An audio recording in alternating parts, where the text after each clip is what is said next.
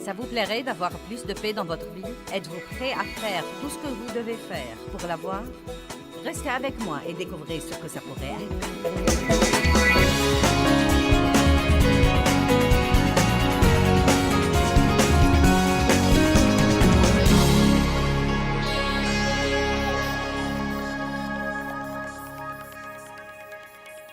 Arrêtez de séparer le sacré du profane. Et vos dons alors?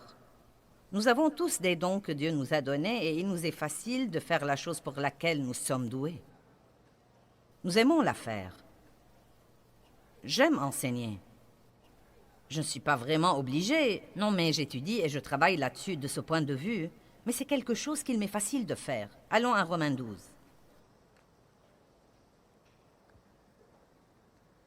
Le verset 6 dit « Or, ayant des dons, des facultés, des qualités, des talents qui diffèrent selon la grâce qui nous a été accordée, exerçons-les. Que celui qui a le don de la prophétie prophétise en accord avec sa foi. Que celui qui a le don du service se consacre au service. Que celui qui a le don de l'enseignement se consacre à l'enseignement. Que celui qui a le don d'exhorter se consacre à l'exhortation. Que celui qui a le don de donner le fasse sans calcul. Que celui qui exerce la miséricorde l'exerce avec joie. Mais puis-je vous dire que tous ces dons risquent d'être poussés à l'extrême? Maintenant, j'aime donner, vous savez. Dieu m'a changé après avoir été très égoïste et égocentrique, et j'aime vraiment donner. Je crois que l'un de mes dons est de donner, vous savez. Mais si je ne fais pas attention, je risque de devenir un sauveteur. Je veux délivrer tout le monde de leurs problèmes. Et j'ai découvert que ce n'est pas parce que vous pouvez faire quelque chose pour quelqu'un que vous devez le faire ou que vous êtes censé faire quelque chose pour tout le monde. C'est une grande responsabilité que de prendre les dons que Dieu vous a donnés et de les exercer avec modération et de ne pas les pousser à l'extrême. Est-ce que quelqu'un comprend ce que je dis aujourd'hui? Si vous êtes enseignant, vous devez enseigner dans le domaine où vous êtes censé enseigner, mais cela ne veut pas dire que vous devez enseigner à tous les êtres vivants. Si vous êtes patron, vous n'êtes pas celui de tout le monde. Si vous êtes donneur, vous devez être mené par l'esprit pour savoir où donner. Si vous êtes exhortateur, vous devez exhorter, mais vous ne devez pas pousser la chose à l'extrême, à tel point que Dieu ne pourrait plus parler aux gens des choses qu'ils devraient changer. Maintenant, parlons de certaines vertus qui peuvent être poussées à l'extrême. Comment est-ce qu'une vertu pourrait-elle être poussée à l'extrême? Prenons par exemple la paix. Wow, quelle merveilleuse vertu!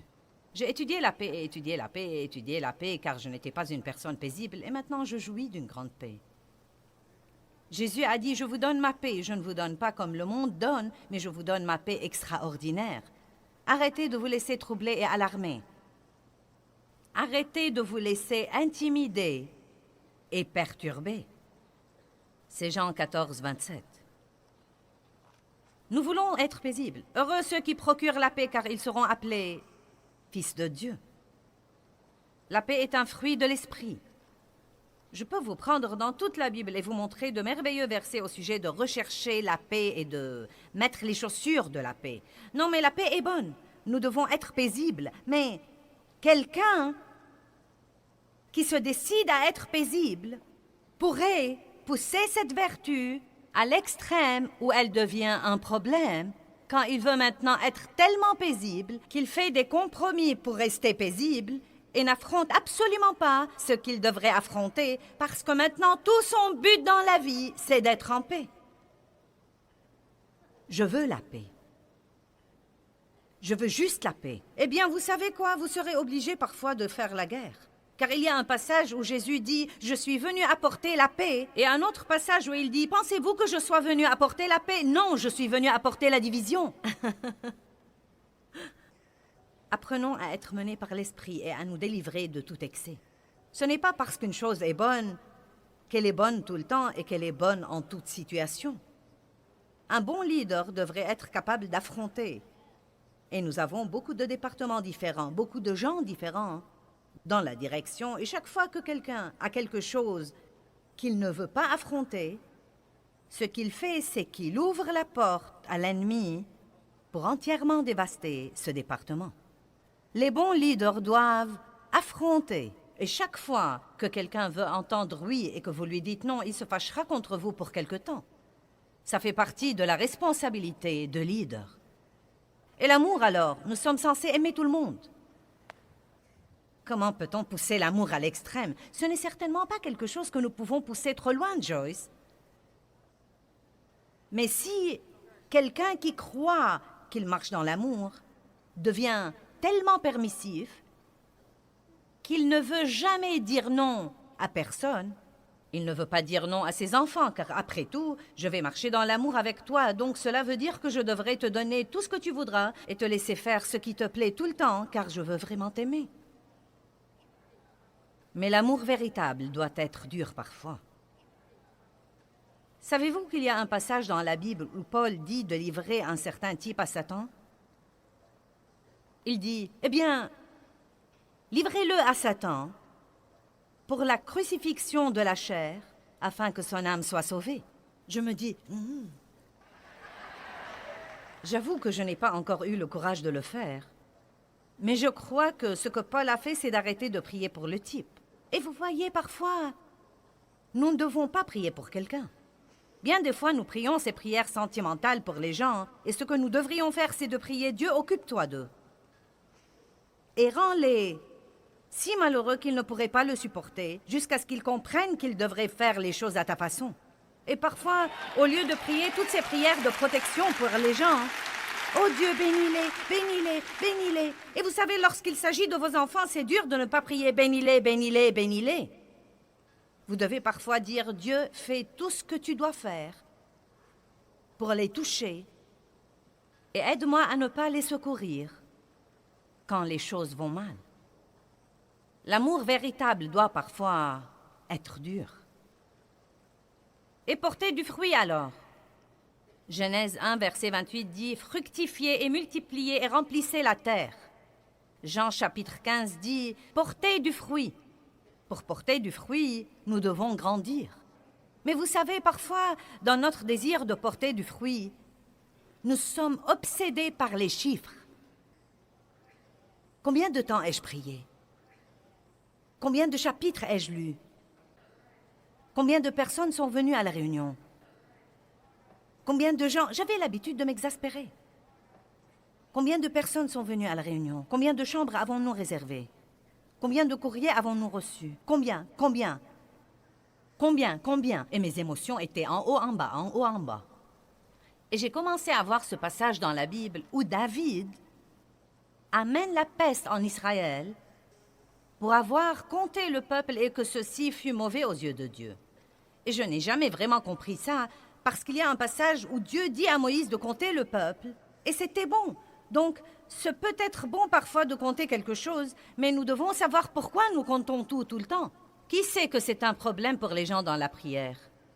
Combien de temps ai-je prié? Nous mettons la montre. Eh bien, j'ai prié 1 heure. Je suis vraiment spirituelle aujourd'hui. Waouh! Combien de pages ai-je lu? Ouh! J'ai lu tout le livre de Matthieu. Qu'importe si vous n'avez rien appris. Vous l'avez lu.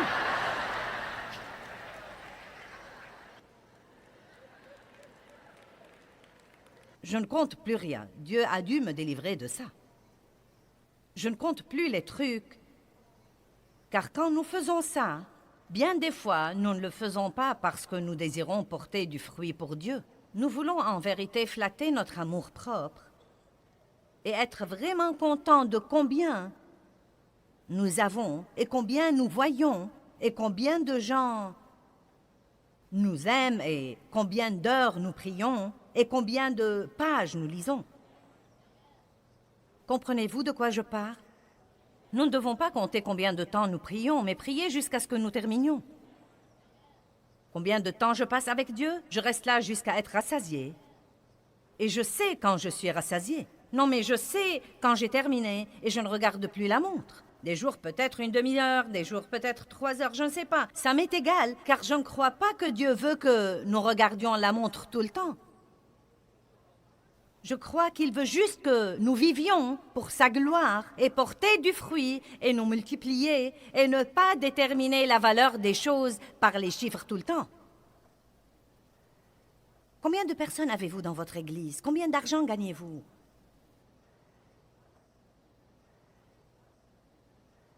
La Bible nous dit aussi d'être ferme.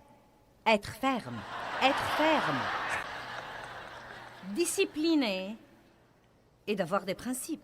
Disciplinés, nous devons être des gens disciplinés. Mais vous voyez, l'excès vient quand vous devenez tellement rigide et tellement inflexible et tellement discipliné que vous ne bougez pas d'un pouce. Impossible, pas question. Vous avez votre plan et tout le monde doit se conformer à votre plan.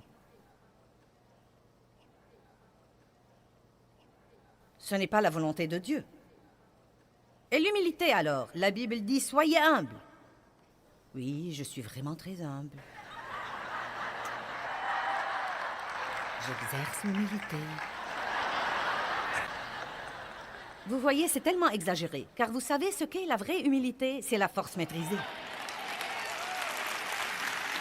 Une personne est humble quand elle reste sous la main puissante de Dieu, bien qu'elle puisse sans doute faire quelque chose. Je suis humble quand quelqu'un qui travaille pour moi m'exaspère et que je veux le renvoyer. Et Dieu me dit, donne-lui une autre chance. Quand vous pouvez faire quelque chose, quand Jésus aurait pu appeler une légion d'anges, mais il a dit, non, c'est la voie que Dieu veut que je suive, c'est ce qu'il veut que je fasse. Je dois aller à la croix. Il a manifesté l'humilité quand il a fait ça et non pas la faiblesse. Non pas qu'il n'ait pas pu faire quelque chose, il a pris la décision de ne rien faire. Quand vous pouvez vous venger de vos ennemis, mais que vous espérez en Dieu pour vous justifier, vous ne manifestez pas la faiblesse, vous manifestez l'humilité. Et c'est une qualité que Dieu veut que vous ayez. Soyez modérés. Ne soyez pas excessifs. Et l'honnêteté alors? La Bible nous dit d'être honnête, c'est une merveilleuse qualité. Mais elle ne nous dit pas d'être brutaux. Tu aimes mes cheveux? Non, ta coiffure est tellement laide.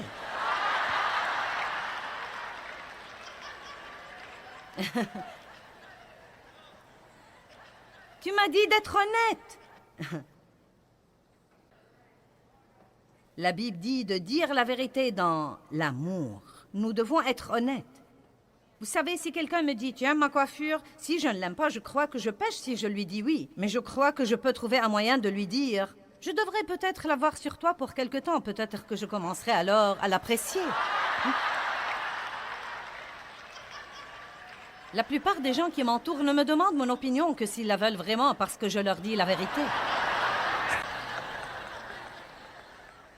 Mais nous devons dire la vérité dans l'amour et ne pas être impolis envers les gens. Maintenant, le dernier domaine dont je veux vous parler. La Bible nous dit de ne pas fréquenter les gens qui sont immoraux. Et pourtant, Jésus a mangé avec les percepteurs, les prostituées, et était l'ami des pécheurs. Maintenant, je voudrais que nous allions à 1 Corinthiens 5. Car je crois que les chrétiens ont besoin d'être éclairés sur ce point, car nous avons cette attitude arrogante. Nous jugeons et nous critiquons, et nous sommes trop bons pour parler à quelqu'un et trop bons pour manger avec quelqu'un parce qu'il est pécheur.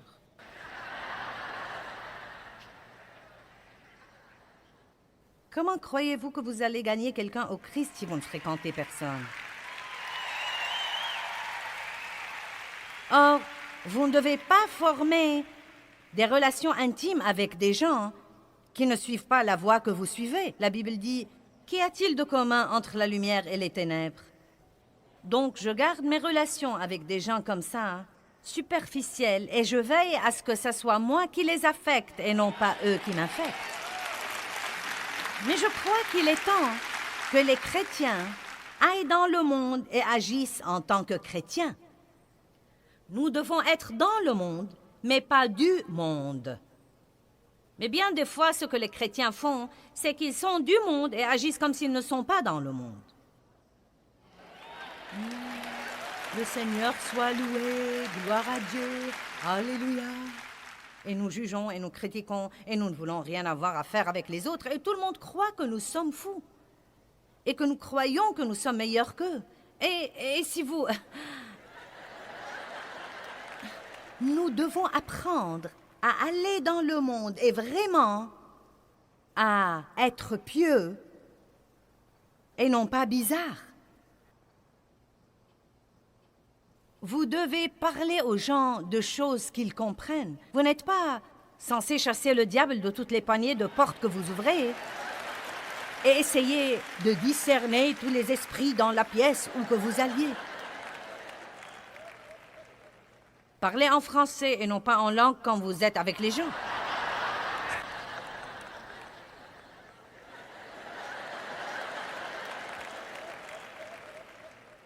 Les gens religieux jugent et critiquent tout le monde et ils ne veulent rien avoir à faire avec personne.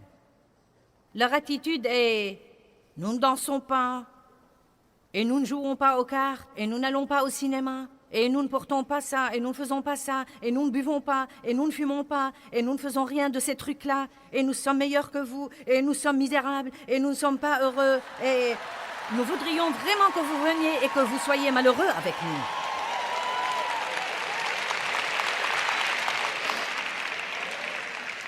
Vous feriez mieux d'aller vous amuser un peu avec les gens. Vous n'avez pas à écouter des cochonneries, ni faire des commérages, ni aller voir des films cochons. Ayez une échelle de valeur. Mais si vous voulez être gentil avec les gens et que vous voulez les aimer vraiment, mais maintenir un niveau d'intégrité dans votre vie, ils trouveront finalement quelqu'un qu'ils peuvent respecter et qui a quelque chose qu'ils voudraient avoir.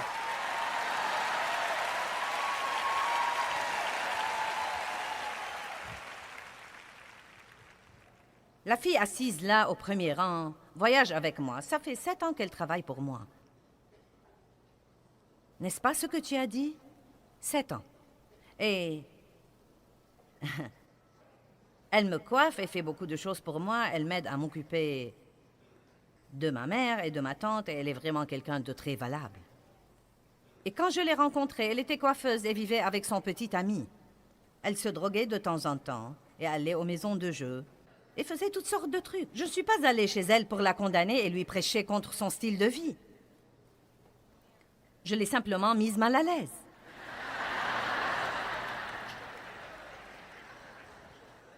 J'étais vraiment gentille avec elle et je lui offrais des cadeaux et...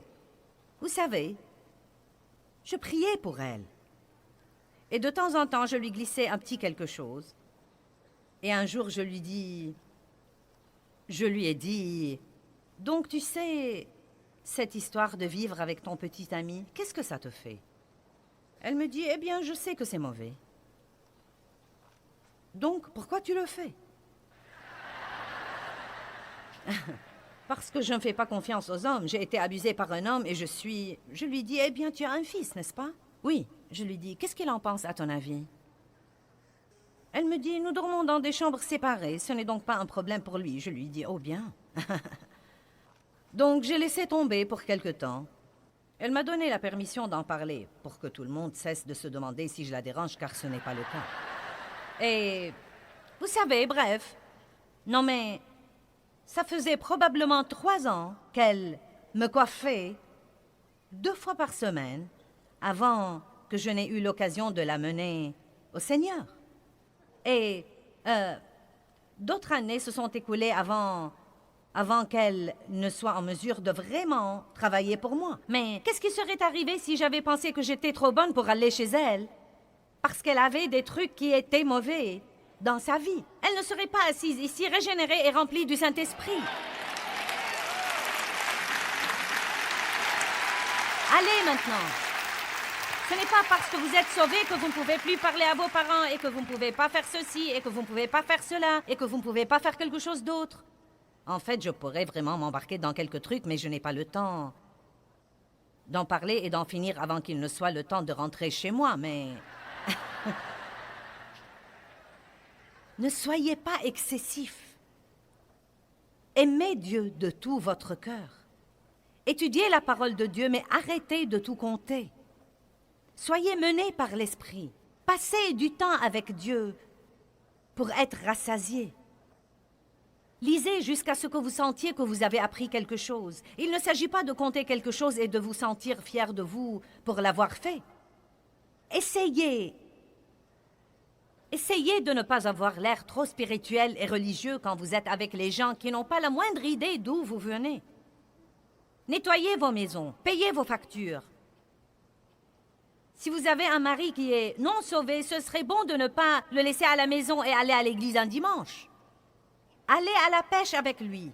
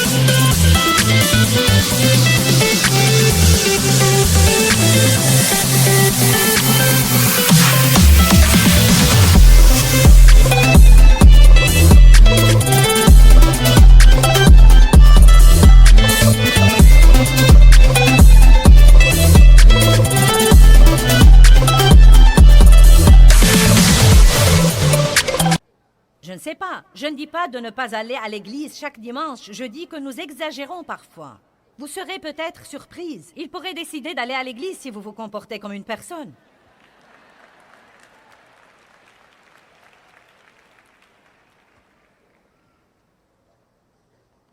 Je ne vais vous laisser aller nulle part avant de m'assurer que vous avez compris tout ceci. Combien d'entre vous l'ont compris?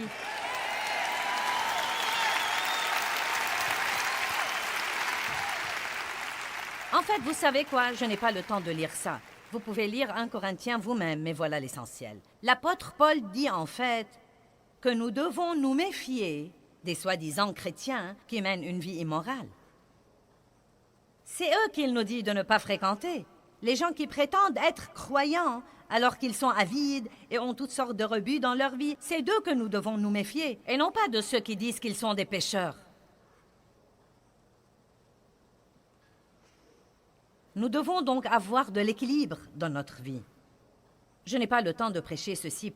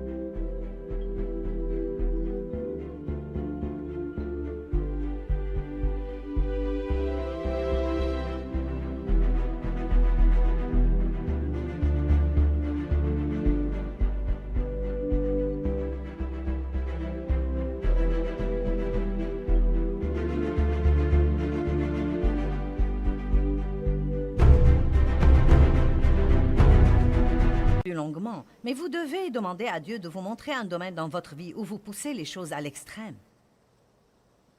Dieu, montre-moi les domaines où je pousse les choses à l'extrême. Vous savez, peut-être que vous buvez trop de café ou de soda ou que vous mangez trop de sucre. Peut-être que vous ne faites pas assez d'exercice ou que vous en faites trop. Peut-être que vous ne parlez pas assez ou vous parlez trop. Peut-être que vous êtes trop paisible. Peut-être que vous devez déclencher un petit quelque chose dans votre maison de temps en temps. Peut-être que vous devez rentrer chez vous et déclencher un feu et dire « ce n'est pas une journée de paix ». Qui sait de quoi je parle? Si vous voulez être des chrétiens, soyez des chrétiens qui commandent le respect. Ne soyez pas des mauviettes qui tournent autour du pot et qui restent assis à ne rien faire et se laissent tout le temps marcher sur les pieds.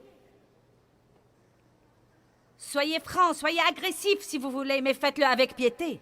Laissez les gens savoir où vous en êtes. Soyez honnêtes, mais pas brutaux. Soyez disciplinés, mais ne soyez pas rigides. Soyez modérés.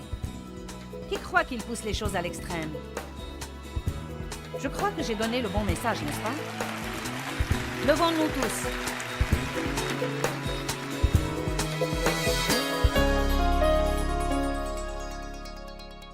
Eh bien, les pensées ont tout à voir avec les émotions et vos pensées peuvent littéralement soit vous exciter, vous angoisser et vous exaspérer, soit vous aider à vous calmer et vous apaiser. Nous devons être fermes, disciplinés et bien équilibrés dans nos vies et nos pensées ont beaucoup à voir avec ça. Peut-être que vous pensez tous, eh bien, je ne peux rien changer à mes pensées. Eh bien, la première chose que vous devez apprendre, c'est que vous pouvez choisir vos pensées et vous devez le faire avec précaution.